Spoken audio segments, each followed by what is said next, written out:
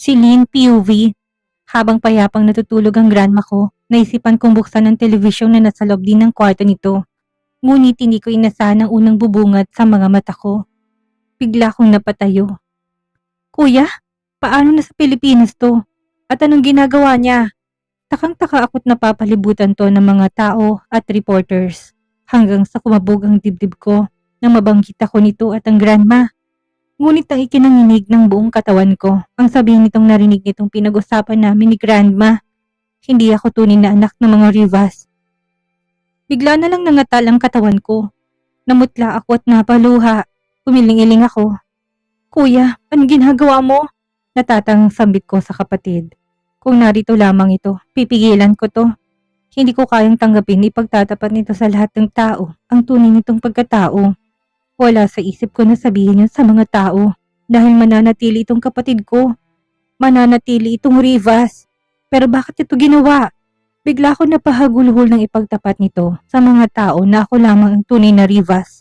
Ang tunay na tagapagmana. Ramdam kong sakit sa puso ko habang pinagmamasdan ng kapatid na papalayo. Kahit nakayuko to, ramdam kong sakit itong nararamdaman. Hindi mo to kailangang gawin, kuya. Naiyak na sambit ko, ngunit bigla ko napalingon na makarinig ako ng mahinang hikbi. Grandma? Kinakabahang wika ako. Nagsitayuan ang balahibo ko nang makitang umiiyak ito at nahihirapan sa paghinga. Hinawakan kong kamay nito, bigla ko napalunok. Ang apo kong si Romeo. Lumuluha ito, pinigilan kong mapaiyak. Kakausapin ko siya, grandma. Ako pong bahala. Maayos din po ito, tarantang wika ko. Gusto kong pakalmahin ito, labis ang takot ko at baka atakihin to. Tumitig to sa akin.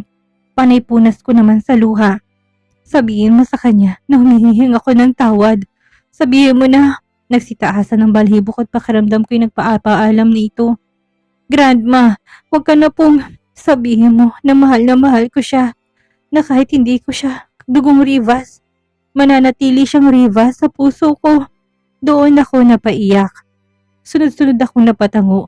Huwag na po kayo magsalita, grandma. Baka mapano pa kayo. Napahikbi ako sa takot. Nang humigpit ang pagkakahawak nito sa kamay ko. Hanapin mo siya, apo. Huwag mo pabayaan na umalis siya sa poder natin. Bilang isang Rivas, mananatili siyang tagapagmana. Wala nang kukuha sa manang iniwan ko sa kanya dahil nakapangalan yun sa kanya. Nanlabong mga mata ko sa tindi ng luhang kumakawala sa akin.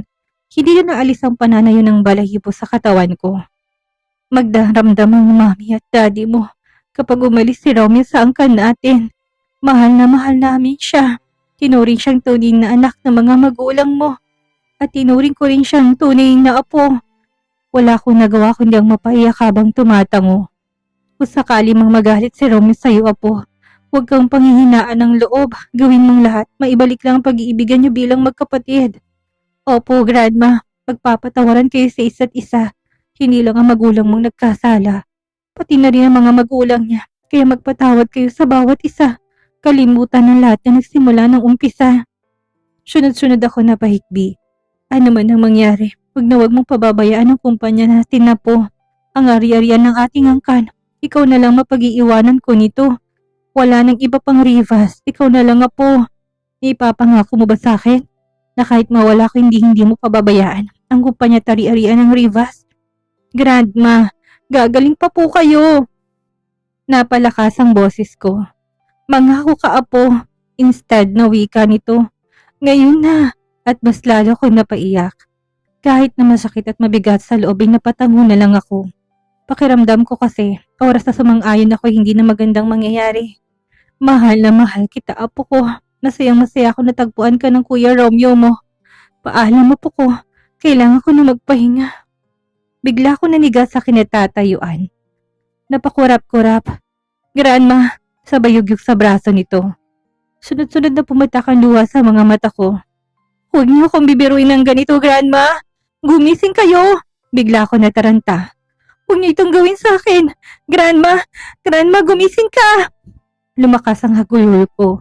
Hanggang sa makarinig ako ng mga yabag. Dok, may grandma! Hilam sa luha na wika ako sa doktor. Tumabi na muna ako tinayaan ng mga to na tignan ng grandma ko. Grabe ang takot ko ng mga oras na yon. Gusto ko may paghugutan ng lakas pero wala na mga taong mahalaga sa buhay ko. Nahirapan akong lumunok na umiling ang isang doktor sa kapwa nito doktor. Napahikbi na ako. Sunod-sunod na pasigok, halos hindi makatingin sa akin ng mga doktor at nurse na nandoon. I'm sorry, Miss Rivas. Bigla akong napahagulhol. Nanghihina akong napaluhod, umiling-iling ako. Hanggang si isa-isa silang lumabas ng kwarto at napatingala ko na may umalalay sa akin. Isa sa mga tauhan ng mga Rivas.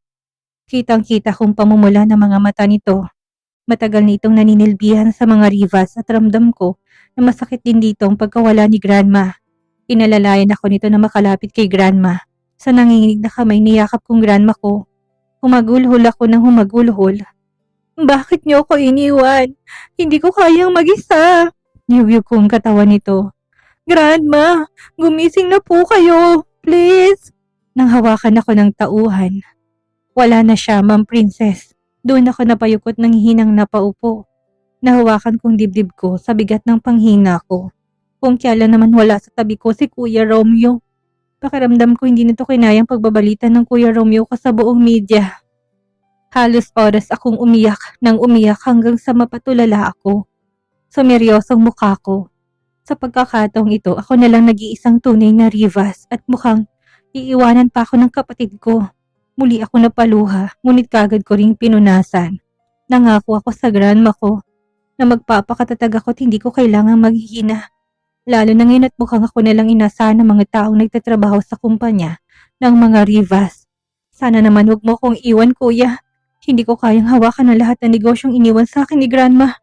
Kinagat ko ng marin ang ibabang labi ko. At saka tumingin sa mga tauhang nandoon sa loob ng kwarto ng mga oras na yun. Lahat sila nakayuko. Pakihanda ang eroplano. Babalik na tayo ngayon sa Pilipinas. Masusunod, Ma'am Princess. Muli kong hinawakan ang kamay ni grandma. Tahimik akong lumuluha. Draco POV. Samantalang naging balang pamilyang De Silva, si binalita ni Romeo. Hala, hindi siya tunay na anak ng mga Rivas? Wika ni Doreen. Paano nangyari yun? Nagtatakang wika naman ni Donita. Gulat naman ang mag-asawa. Ibig sabihin, si Celine lang ang tunay na Rivas at tagapagmana? Wika naman ni Doña Janine. Samantalang ninigas sa kinauupuan si Draco sa mga nalaman, hindi siya halos makapaniwala. Ngayon alam na niya kung bakit hindi pinapangalan sa kaibigan ko ang lahat ng ari-arian ng mga Rivas. Dahil hindi itong tunay na Rivas at ang asawa ko lang nag-iisang tunay na tagapagmana, bigla ako nakaramdam ng kalungkutan para sa kaibigan. Alam ko kung gaano ni Romeo kamahal ang kumpanya at kung paano nito iningatan at pinalago ng gusto. Nakaraan lang pumunta to sa amin at pinalitang ibabalik na nitong mga nawawala sa amin. Dahil napakiusapan ng asawa kong lola nila. Kinuwento pa nito kung paano kinuwento ng asawa ko ang kabutihang ginagawa ng mommy ko sa kanya. Kaya naman umiiyak na humingi rin ng tawad ng mommy ko at ng dalawang kambal. Sigurado naman ako na may mana pa rin si Romeo at nakakabit pa rin sa kanyang apelidong Rivas. Napalingon ako kay daddy, tsaka naman ang bagay na yon. Pero sa nakita kong reaksyon ni Romeo, mukhang magpapakalayo-layo ito. Paano ang asawa ko kung iiwan niya to? Lalo na ngayon nasa ibang bansang mga to para ipagamot ang lola nila. Bigla akong kinabahan. Baka makita ng asawa kong balita tsak na hindi nito kakayanin. Umaasa pa rin naman ako na kahit hindi niya tunay na kapatid si Romeo, hindi niya ito itatakwil bilang kuya. At lalo kong nabahala at baka mabalitaan ng matanda at lalong sumamang pakiramdam nito. Saan ka pupunta, anak? Niningon kong mga to. Siguradong mababalitaan to ng asawa ko. At tsak na hindi nito kakayanin. Baka mapano pang lola nila kapag nabalitaan ang ginawang pagtatapat ni Romeo sa buong media. Kailangan ako ng asawa ko. Tumango naman ito. Ihingin mo ko ng tahod sa kanya, anak. Kami rin, kuya. Tumayo si Donita. Ako nang bahala.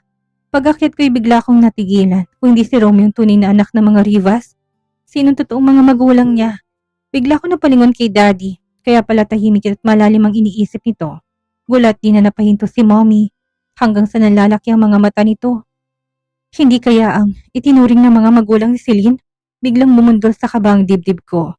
Ngayon sigurado akong hindi magpapakita si Romeo. Dahil kahihiyan nito na humarap sa asawa ko sa lahat ng ginawa ng totoong mga magulang nito. Paano kung magalit si Romeo dahil hindi sa kanya mapupuntang kayamanan ng mga Rivas? Wika pa rin ni mommy. Tumango naman si daddy. Ako naman ang napailing. Mabait si Romeo, naniniwala ako. Paano mo nasabi? Halos siya nang humawak sa mga negosyo ng mga Rivas. Shock na hindi nito matatanggap na halos mapupunta kay Shilin. Paano kung dumating sa dahas? Gumalaw ang pangako kapag nangyari yon. Ako ang makakalaban niya. Hindi ako papayag na masaktan ang asawa ko. Pero sa kaloob-looban ng puso ko, naniniwala kong hindi magagawa ng kaibigan ko. Lalo ko na siguradong hindi ito gagawa ng masama nang maalala na ito mismong nagtapat sa buong media. Hindi ni Romeo yan gagawin, Mom, dahil una sa lahat. Hindi niya ipagtatapat sa buong media na hindi siya anak ng mga Rivas. Kung hinahabol yung kayamanan ng mga to, sabay-sabay silang napatango. Ngunit naudlot ang binabala kong pag-alis para puntahan ng asawa ng isang nakakagimbal na balita ang kaagad na kumalat. Doña Luisa Ferrer Rivas, na maalam na. Nagsitayo ng balahibo ko sa sobrang pag-aalala sa asawa. Tiyak ko na kailangan na sili ng karamay. Alam ko kung gaano to kahina, ngunit mahina nga ba talagang isang princess si Lynn Rivas? Sabay-sabay kaming pumunta ng pamilya ko sa pinakamalaking mansyon ng mga Rivas. Papasukin kaya tayo? Nag-aalalang wika ni Mommy. Yes, Ma'am. Nakakalimutan niyo yata naka-business partner ko si Romeo. Napapuntong hininga ako. Hindi ko alam kung magpapakita ba si Romeo ngayong na maalam ng grandma nila. Pero sana pumunta to at saka kung inasahan to ng asawa ko. Pagkabukas ng pinakamalaking gate, kitang-kita kagad ang liwanag sa buong kapaligiran. Halos hindi ko na matandaan kung kailan kami ulit nakapunta dito. Noon kasi madalas pumunta sila Mommy sa mismong mansyon ng mag-asawang Rivas. Ang mga magulang ng asawa ko, ito kasi ang pinakamalaking mansyon ng Don at Doña Rivas. Grabe, sobrang ganda't laki talaga ng mansyon nila. Siguradong sisilin ang mamamahala nito. Namamanghang wika ni Doreen. Mapapadalas kami dito kapag asawa ka na ni Celine, kuya.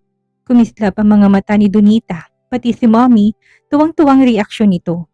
Palibhasa noon pa man, pinagkasundo na kami nito't ng Mommy ng asawa ko. Hindi ko naman magawang maging masaya at alam ko kung gaano kasakit ang nararamdaman ngayon ng asawa ko. Sabik ko na itong mayakap. Tsak ko naman na alam na nito na hindi ko nabuntis ang Anisha na yon. Umaasa akong tatakbuhin ako ni Celine ng yakap. Halos punong garahe ng malaking mansyon sa dami ng sasakyang nakahimpil.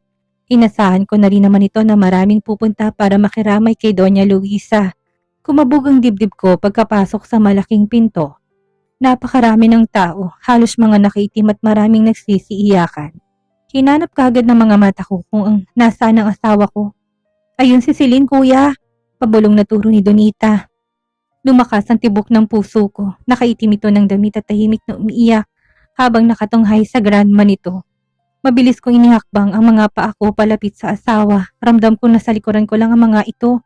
Ngunit tatlong lalaking humarang sa amin. Pasensya na po kayo, sir, pero ayaw pang makipag-usap ni Ma'am Princess sa kahit na kanino ngayon. Bigla ko napalunok. Pakisabi na si Draco de Silva ang nandito. Yung kong isa't lumapit sa asawa ko at may binulong dito. Pansin ko na natigilan ng asawa ko hanggang sa lumapit ulit ang lalaki sa amin. Pasensya na po, sir, walang sagot mula kay Ma'am Princess. Hindi ka po namin maaaring palapitin sa kanya. Ramdam kong biglang pagkirot ng puso ko. Hindi ko to inaasahan. Akala ko pa naman, kailangan ako ni Celine sa tabi nito. Lalo na ngayon, pero mukhang di na ako nito kailangan. Dahil ba isa na siyang Rivas? Matatag na siya at kaya niya ng mag-isa? Bigla ako napayo ko. Tinapik naman ako ni Daddy. Intindihin mo muna si Celine, anak. Baka gusto niya lang munang mapag-isa. Niyakap naman ako ni Mommy. Oo nga, anak. Baka mamaya pwede mo na siyang makausap. Malungkot naman na nakatingin sa akin ng kambal. Malungkot ako na paupo. Umupo na rin ang mga ito. Uminit ang mga mata ko na patitig sa asawa. Gusto ko sana itong ikulong sa mga bisig ko.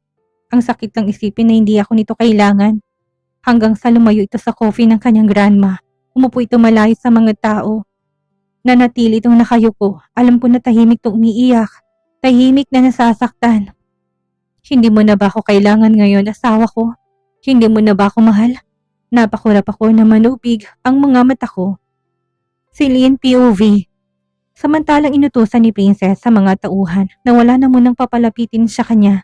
Gusto niyang mapag-isa. Meron naman siyang inutusan na matagal na sa paninilbihan kay grandma na siya na munang bahala sa mga bisita. Tahimik siyang umiiyak habang pinagmamasdan ng grandma. Parang sinasaksak ang puso niya habang nakatitig sa grandma niya. Kung pwede lang humagulhol, magsisigaw sa pag-iyak. Pero hindi maaari. Ayoko maging mahina sa paningin ng mga tao. Lalo na't nangako ako dito na magiging matatag ako. Ma'am Princess, may gusto raw makipag-usap sa inyo. Siya raw si Draco de Silva. Bigla ko natigilan, ngunit mas pinili kong manahimik. Alam na nito ang sagot ko. Sa sakit na nararamdaman ko ngayon, gusto ko mapag-isa, damhing mag-isa ang pagsubok na dinaranas ko ngayon. Ang sakit kasi sa dibdib ang isiping hindi nagpakitang kapatid ko. Sobrang nakakasama ng loob. Gusto kong magalit dito, magdamdam dito. Kung paano niya natiis ang grandma sa kabila ng matagal na panahon na silang magkasama. Nang dahil lang sa hindi siya tunay na Rivas. Hindi naman yun ang basehan sa pagkakataong ito. Yung puso. Kung talagang mahal niya si grandma, susulpot siya. Hindi niya matitiis ang grandma. At yun ang higit na ikinaiiyak ko. Alam kong naghihinakit ngayon ng grandma ko. Dahil hindi nito nasilayan ang apo nitong si Romeo. Nanghihina ako na paupo. Umiyak ako ng umiyak. Nasaan ka na ba, kuya? Paano mo natiis si grandma? Ganyan ba kalaki ang galit mo? O sama ng loob mo? Paano mo to nagawa kay grandma? Kumikdi ako ng tahimik, kaya kahit na gusto kong makita, makausap at mayakap ang asawa, hindi ko magawa dahil sobrang sama ng loob ko. Nagagalit ako sa hindi ko maipaliwanag na dahilan. Ang sakit-sakit sa dibdib. Pakiramdam ko sa mga oras na nakakaranas ako ng kapighatian, walang nagpapalakas sa akin. Pakiramdam ko lagi na lang ako lumalabang mag-isa. Simula pagkabata hanggang ngayon. Magang-maga ng mga mata ko hanggang sa mapatulala ako habang nakayukot nakatitig sa mga kamay ko. Paano ko kaya ito kakayaning mag-isa? Napakalaki ng mga negosyo ng mga Rivas. Napaluhan na naman ako sa isiping baka tuluyan na akong iniwan ng kapatid ko. Pinabayaan ako sa ganito kalaking responsibilidad. Akala ko pa naman mahal mo ko bilang kapatid. Kahit naman hindi tayo totoong magkapatid. Sana nanaig pa rin sa iyong pagmamahal mo sa amin ni grandma. Sana hindi mo maatim na iwanan ako sa ganitong sitwasyon. Kung kailan naman kailangan na kailangan kita, kuya. Sabi mo hindi mo ko sasaktan. Pero ano itong ginawa mo sa akin? Iniwan mo ko sa malaking responsibility na hindi ko alam kung paano panghahawakan. Bigla ko napahagulhol sa isiping baka mapabayaan kong kumpanya ng mga Rivas. Ramdam ko ang takot sa buong pagkatao ko. At dito na po nagtatapos ang kabanata ng ating kwento at syanay. Muli niyo po akong samahan sa mga susunod pang kabanata. Maraming salamat po at keep safe everyone.